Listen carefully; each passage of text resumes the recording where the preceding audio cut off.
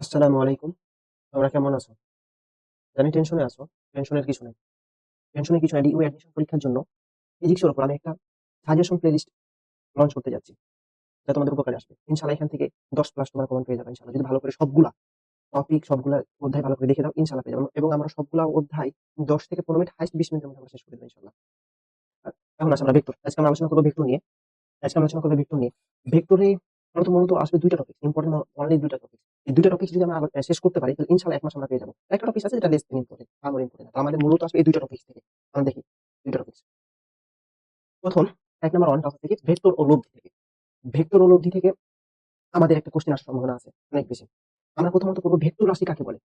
Vector রাশিগুলো কোনগুলো? ঠিক আছে? এখানে আমরা ছন্দ দিয়ে নিয়েছি সাধারণতভাবে সব তুলনায় প্রবল, টক, দই, প্রিয়। এখান থেকে তোমরা একটু পড়ে নিবা। যে ভেক্টর রাশি এগুলাকে ভেক্টর রাশি। সরণ, বেগ, ত্বরণ, বল, ভরবেগ এগুলাকে কি বলে? ভেক্টর রাশি বলে। উদাহরণ দিতে পারি। সরি, এমসিকিউতে দিতে পারি। নিচের কোনটি ভেক্টর রাশি? নিচের কোনটি স্কেলার রাশি? ওকে? নেক্সট এখন আমরা দেখব যে ২ টা ভেক্টর রাশি, ২ টা ভেক্টর রাশির লব্ধি কি? ঠিক আছে? তাহলে ২ টা যদি ভেক্টর রাশি, ২ টা ভেক্টর রাশিকে যোগ করলে কি আমরা যেটা পাবো সেটা হচ্ছে লব্ধি। তাহলে লব্ধি মানে হচ্ছে যোগ। লব্ধি মানে হচ্ছে কি করা? যোগ করা। তাহলে ২ টা ভেক্টর রাশিকে যদি আমরা যোগ করি তাহলে আমরা কি পাবো? ভেক্টরের লব্ধি পাবো। ঠিক আছে? আচ্ছা, তাহলে আমরা এটা কি করি? এটা তো আমরা লব্ধি করি। তাহলে এরকম আবার কি? এটা আবার কি? এটা আবার কি? এইখানে আমরা করি, এখানে শুধুমাত্র ভেক্টরকে যোগ করছি। আর এখানে ভেক্টরকে না, ভেক্টরের মানকে যদি আমরা কি করি? ক্যালকুলেশন করি তাহলে আমরা এরকম করব। তাহলে ক্যালকুলেশন করার জন্য এই সূত্র। শুধু ভেক্টরের মানকে আর এখানে ভেক্টরকে যদি যোগ করি তাহলে আমরা আরেকটা ভেক্টর পাবো। এখানে যদি আমরা ভেক্টরের মান চাই তাহলে আমরা এটা করব। ওকে? আমাদের আসে, এটা আমাদের জন্য ইম্পোর্টেন্ট। এটা একটু খেয়াল রাখতে হবে যে ভেক্টর সর্বোচ্চ মান কত? আর ম্যাক্স কি আছে? p + q। কখন হবে এটা? কখন হবে? যখন আমাদের কত? আলফা সমান যখন 0 ডিগ্রি। এবং সর্বনিম্ন মান কখন হবে? সর্বনিম্ন মান হবে যখন আর মিনিমাম হবে যখন p - q কখন হবে? 180 ডিগ্রি কোণে যখন আমাদের 2 টা ভেক্টর ক্রিয়া করবে। 180 ডিগ্রি কোণে যখন 2 টা ভেক্টর ক্রিয়া করবে লাইক দিস এমন, যখন একটা ভেক্টর যদি আমাদের এভাবে আছে এবং আরেকটা ভেক্টর এভাবে আমরা আরেকদিকে কি করছি? আরেকটা ক্রিয়া করছি। ঠিক আছে? তাহলে এটা কি হবে? 0 ডিগ্রি। তাহলে এটা সর্বোচ্চ আমরা মান পাবো। এবং একটা ভেক্টর এদিকে ক্রিয়া করছে। আরেকটা ভেক্টর আমি কি করলাম? এই দিকে ক্রিয়া করালাম। পয়েন্ট এটা, পয়েন্ট এটা। ওকে? তাহলে এটা কি হলো? 180 ডিগ্রি হবে, 180 ডিগ্রি। তাহলে এখানে কি পাবো? আমরা সর্বনিম্ন মান পাবো। এই ২ টা আমাদের খুব ভালো মতো আসতে পারে। ওকে? এটা আমাদের মাথায় রাখতে হবে। p + q সর্বোচ্চ p + q এবং সর্বনিম্ন হচ্ছে p - q। কখন ক্রিয়া করে? 180 ডিগ্রিতে এবং সর্বোচ্চ হচ্ছে 0 ডিগ্রিতে। একই দিক। ওকে? বিপরীত দিকে হলে কি? মাইনাস এবং একই দিকে হলে প্লাস। এবং এবং দিকের ক্ষেত্রে আসি। যে লব্ধির দিক। লব্ধির দিক কি হতে পারে? ২ টা ভেক্টর লব্ধিক মানে কি?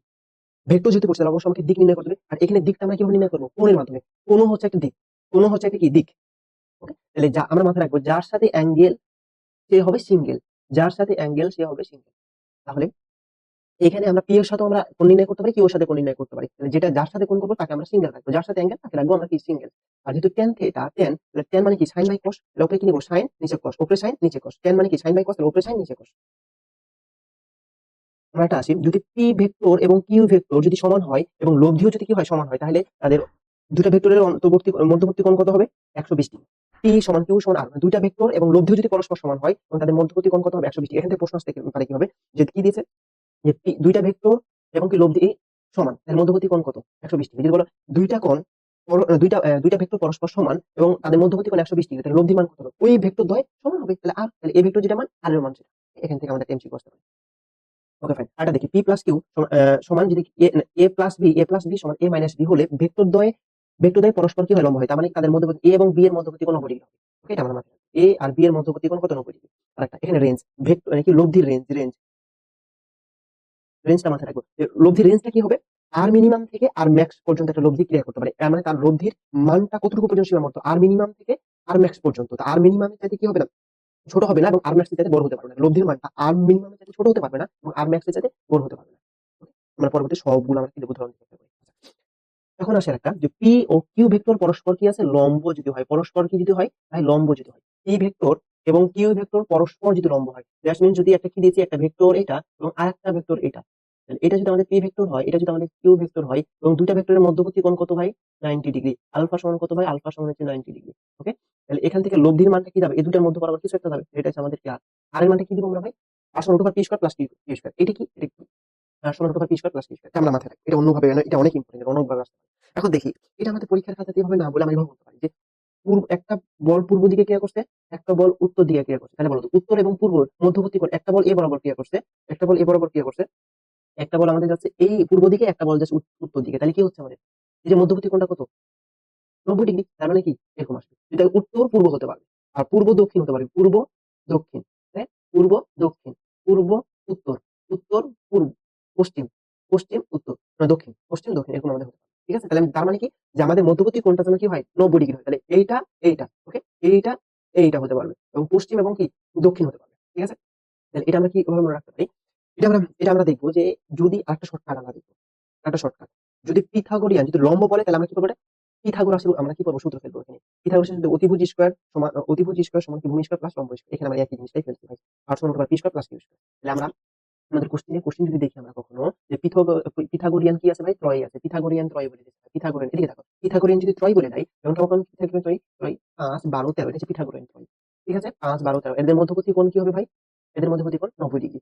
৩, ৪, ৫ এদের মধ্যবর্তী কোণ কত ভাই? ৯০ ডিগ্রি। যদি এরকম বলে যে ৩ এবং ৪ দুটা ভেক্টর বলে দিয়েছে এবং তাদের মধ্যবর্তী কোণ হচ্ছে কত? ৯০ ডিগ্রি। তাহলে অতি তাহলে লব্ধি মান কত হবে? তার লব্ধি মান হবে ৫। ঠিক আছে? তাহলে কি বুঝলাম?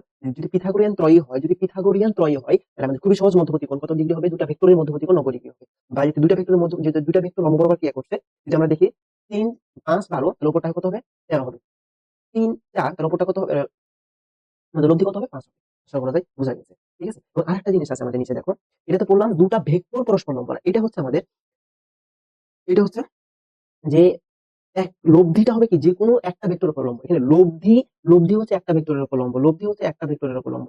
এই যে লব্ধিটুকু আছে, এই যে লব্ধিটা, এই লব্ধিটা হচ্ছে একটা ভেক্টরের উপর কি লম্ব যদি হয় তাহলে আমরা কি দিব? তাহলে মধ্যবর্তী কোণটা কত হবে? এই আলফার মানটা কত হবে? আলফার মানটা হবে যে cos ইনভার্স ছোট বাই বড়। এটা আমাদের মাথায় রাখবো। এটা আমরা মাথায় cos ইনভার্স মাইনাস লাগবে কিন্তু ভাই। মাইনাস ছোট বাই বড়। cos ইনভার্স মাইনাস ছোট মান বাই বড় মান। মানে ছোট মান বাই বড় মান। ওকে? এবং লব্ধির মানটা কি হবে ভাই? লব্ধির মানটা এখানে আমরা পিথাগোরাস অনুপাত করব। পিথাগোরাস ফেলবো আমরা। পিথাগোরাস যদি ফেলি ভাই এইটা তো আবার লম্ব হয়ে গেছে। অতিভুজ তো এটা হওয়ার সম্ভাবনা এটা নাই ভাই। অতিভুজ এটা হবে না। তাহলে কি হবে ভাই? r সমান √ p square minus q square. তাহলে এটা কি হবে? এই লব্ধির মানটা কি হবে? হয় ভূমি অথবা কি লম্ব। হয় ভূমি অথবা লম্ব। হয় ভূমি অথবা কি হবে? লম্ব হবে। এই ক্ষেত্রে যদি লব্ধিটা যদি লম্ব হয় তাহলে কি হবে? লব্ধি হয় লম্ব হবে অথবা কি হবে? ভূমি। ঠিক আছে? লব্ধিটা যদি লম্ব বলেছি তাহলে লম্ব। তাহলে কি হবে? পিথাগোরাস অনুপাত কি হবে তাহলে? অতিভুজ স্কয়ার। তাহলে আমরা কি লিখতে পারি ভাই? যে অতি স্কয়ার সমান ভূমি স্কয়ার প্লাস কি লম্ব স্কয়ার। ঠিক আছে? তাহলে আমি লম্ব তো বলেছি এখানে কি লব্ধিটা লম্ব। তাহলে লম্বটা আমরা মান বের করব। এটাকে আমরা কি যাবে?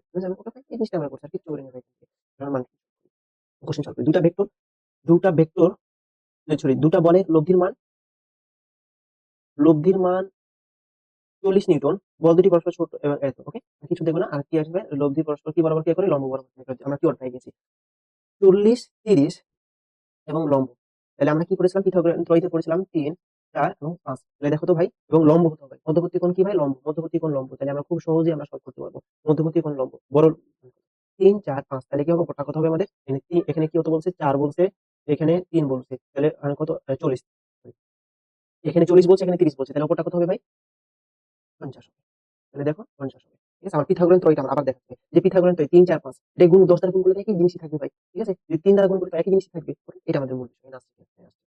এখন দেখো আরেকটা ভেক্টর উত্তর এবং পূর্ব দিকে। তাহলে উত্তর পূর্ব বলেছি কিনা? উত্তর এবং পূর্ব দিকে দুটো ভেক্টর কাজ করে। তাহলে মধ্যবর্তী কোণ কত ভাই? ৯০ ডিগ্রি। তাহলে মধ্যবর্তী কোণ কত? ৯০ ডিগ্রি। তাহলে আর কিছু দরকার নেই। তাহলে একটা হচ্ছে ৫, একটা হচ্ছে ১২। ঠিক আছে? তাহলে লব্ধি কত হবে? লব্ধি ১৩ হবে। আমরা দেখছি। লব্ধি কত হবে? ১৩। ঠিক আছে? এবং এখানে দেখো a প্লাস b দেখো ১২, ১২, ৫, ১৩ এই এখানে বলছে a প্লাস b ভেক্টর সমান c ভেক্টর। হ্যাঁ? এটা a ভেক্টর, এটা b ভেক্টর। এই দুটা ভেক্টরের লব্ধি ১৩। হ্যাঁ? তাহলে মধ্যবর্তী কোণ কত হবে? এটা পিথাগোরিয়ান ত্রয়ী কিনা ভাই? এটা পিথাগোরিয়ান ত্রয়ী। তাহলে মধ্যবর্তী কোণ কত ডিগ্রি হবে? ৯০ ডিগ্রি হবে। মধ্যবর্তী কোণ কত? ৯০। হ্যাঁ? এখন আসি যে এটা আমাদের আসছে।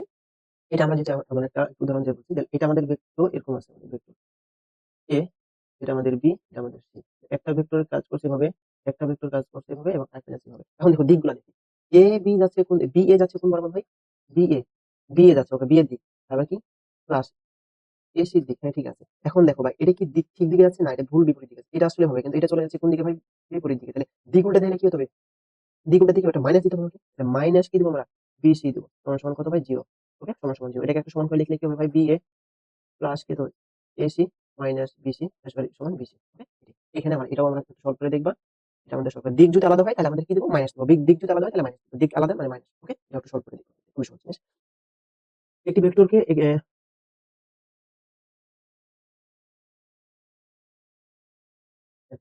আচ্ছা আমরা কোশ্চেন সলভ করি সেটা হচ্ছে কি যে ৩ মানের একটা ভেক্টর এবং ৪ মানের একটা ভেক্টর। ৩ এবং ৪ মানের একটা ভেক্টর।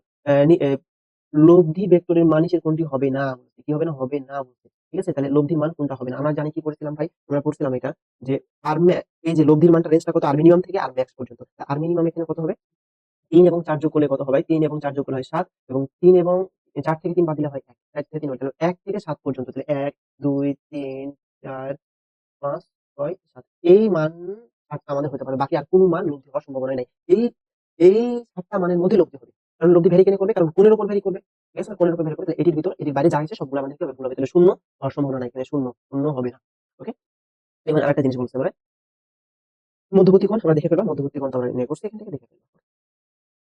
আরেকটা দেখো। এখানে একটা ভেক্টর বলছি আমরা। এদিকে একটা ভেক্টর এবং আরেকটা ভেক্টর বলছি আমরা। হ্যাঁ? ২ টা ভেক্টর বলছি। ২ টা ভেক্টরের লব্ধি কত হবে? লব্ধি। তাহলে এখানে যোগ করলে কত হবে ভাই এখান থেকে? এ ২ আর ১ তাহলে কত হয়? ৩ হয়। ৩i প্লাস কত হয়? প্লাস হয় আমাদের 4i 4j প্লাস কত হয়? 5k তাহলে এটিকে যদি আমরা মান বের করি তাহলে কত আসবে আমাদের? 9 প্লাস 16 প্লাস 25 তাহলে কত আসে আমাদের? ১০ তাহলে কত আসে আমাদের? ১০ তো সেকেন্ড আমরা একটা শেষ করলাম কি? লব্ধি সংক্রান্ত। লব্ধি সংক্রান্ত আমরা কি করলাম? শুধুমাত্র দেখলাম একটা সূত্র এখান থেকে দেখলাম ভাই। এই একটাই সূত্র আছে আমাদের। ঠিক আছে? আমরা কি দেখলাম ভাই? এই যে একটা সূত্র আমাদের এই এইটা সূত্র ভাই। এইটা আমরা বারবার ইউজ করে আমরা সবগুলো একদম এগুলো মাথায় রাখতে হবে আমাদের। এগুলা কি করতে হবে ভাই? মাথায় রাখতে হবে এগুলো। এবং ভেক্টর গুণনের ক্ষেত্রে